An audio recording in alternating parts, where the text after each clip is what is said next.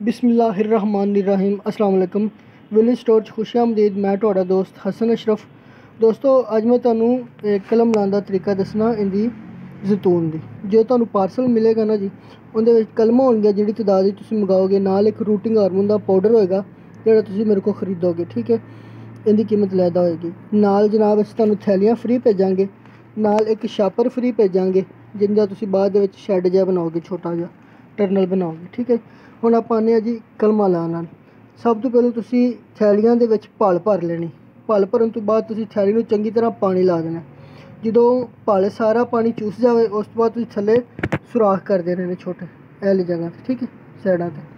सुराख करन तो बाद किसी भी लकड़ी की मदद नाल तुसीं जिथे कलम लानी ना थैली च उहदे च सुराख कर लेना तकरीबन 3-4 इंच का, ठीक हो गया जी, ठीक है। इस तरह कलम के साइज़ के मुताबिक फिर हुण आपां कलम लाना लाई जन्ने आं।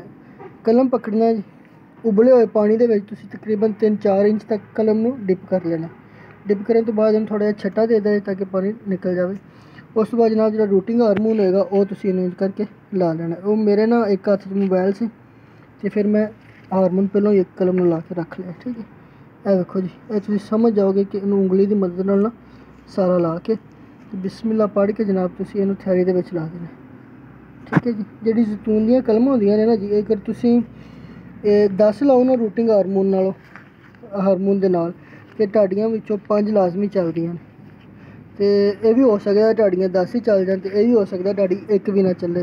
एह् खरीदण तो पहले एह् गल्ल ज़हन च रख लैनी, ठीक है जी। ते जड़ जिहड़ी कलम दा होंदा, सॉरी जैतून दा पौधा होंदा है, ओह् ज़्यादातर कलम दे नाल ही त्यार कीता जांदा है। एह् वेखो इक कलम दे नाल पौधा मेरे कोल त्यार कीता होया पिया जैतून दा, एह् वेखो जी, ठीक है। एह् कलमां दे नाल ही त्यार होया,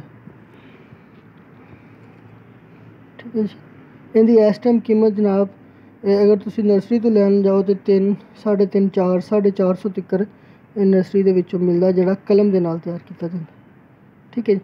वीडियो वेखण दा शुक्रिया जी, अल्लाह हाफिज़।